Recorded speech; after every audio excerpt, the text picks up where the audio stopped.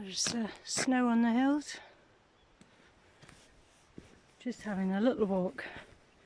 One of the annoying things about my brain is that when it starts to go, I can't make decisions.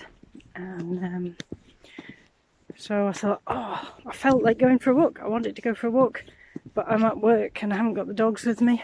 And it feels wrong to use up a bit of the precious exercise allowance without the dogs. So I'm not really going for a walk, I'm just walking the perimeter of the site where I work.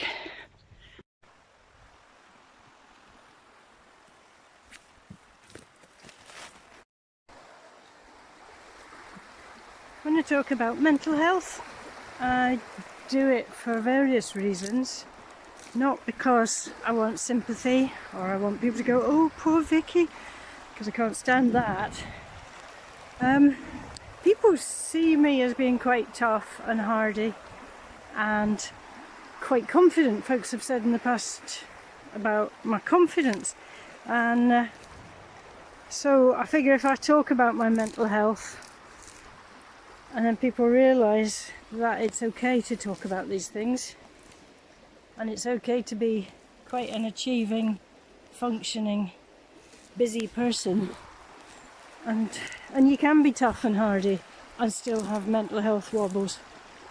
You know, all these things is to be human.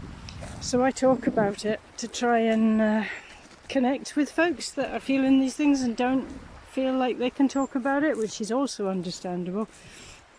In a way, being over earnest, oversharing, and very candid is slightly a little act of rebellion on my part, because it's naughty. We're not supposed to talk about these things. We're supposed to put on a brave face and show off, show the world everything's hunky-dory and perfect, and I refuse. I just love the idea of the oath of Candor. There was a character in the recent Picard series who was just, I can't remember if it was called the Oath of Candor, but it was very candid about everything all the time, and it was my favourite character because imagine, it's just so liberating just to say what you feel. I don't mean say bad things that you feel like or negative, hurtful things, but if you say them from your own heart, from your feelings, and do it with respect for others, then yeah, what's wrong with that? So yeah, I probably cause embarrassment with my oath of Candor. They call the snow at this time of year the lambing snows, because the lambs have started probably later than other parts of the world up in the north here. But you can't really see the snow on the hill today because there's another shower coming in.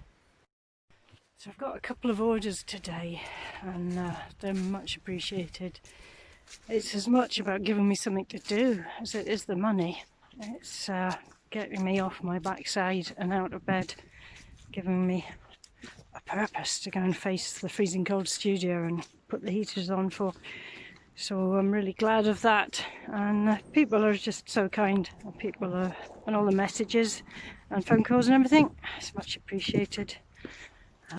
A lot of people who come and have a go at making pottery the first time think that their stuff looks awful and it's really rough. What they don't realise is that a lot of it is the finishing afterwards. These cups I made last week and they got the handles on, and now I'm sponging them. There's a lot of this wiping and cleaning that goes on to get all the rough bits away. It's all in the details, it's all in the finishing. So my pots look rough when I first make them. Hopefully they don't look too rough when I'm finished with them.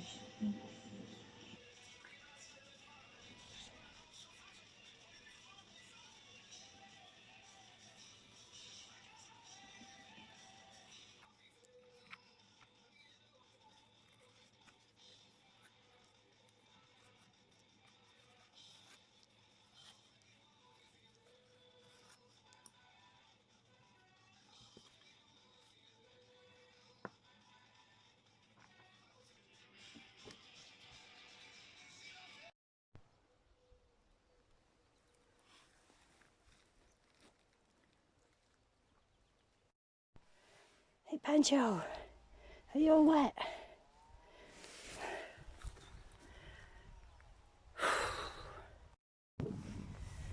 I was daydreaming the other day about a big walk, but not going up the mountains in case I got taken ill and needed help, and that would be irresponsible. So I was trying to think of a big walk I could do from the house that I haven't done to explore something new. And been there. And I just couldn't think of anywhere because I've explored all of this lot in the 40 plus years I've been here. So there's the village. There's two streets. That's the top one there called Croft Road, and that island is called Slum Bay Island. It's from a Viking word, nothing to do with slums. It's not really an island. And then there's two islands in the loch, the long one and the rocky one.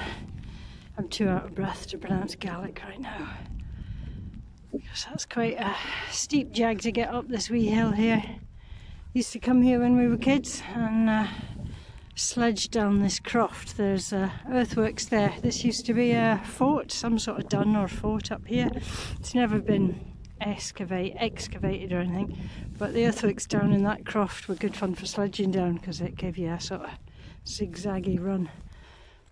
This is all community woodland that's been harvested because all the trees were wind blown and fallen over because the ground was so neglected and wet.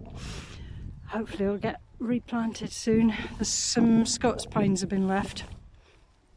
And my pottery is over there.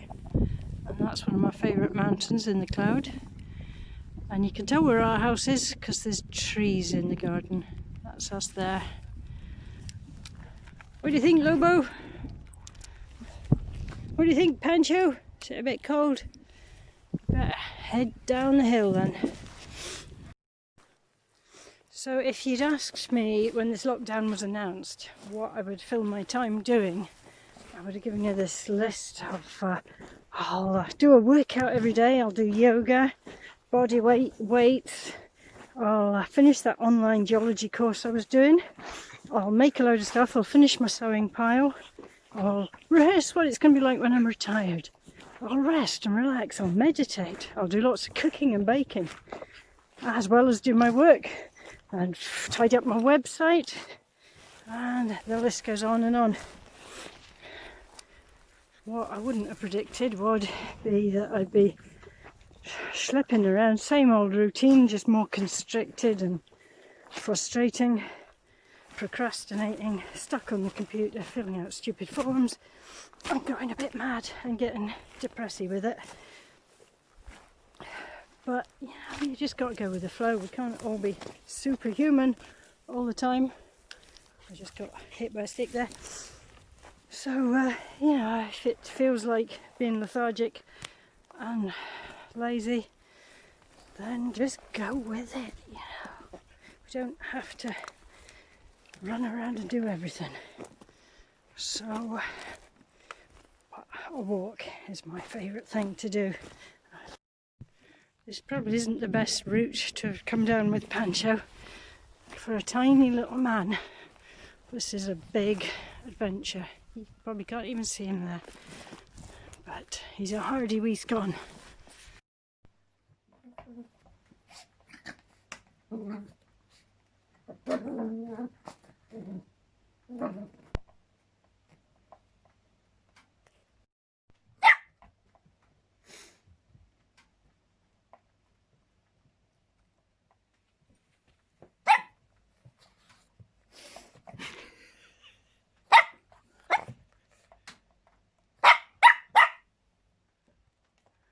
Pancho!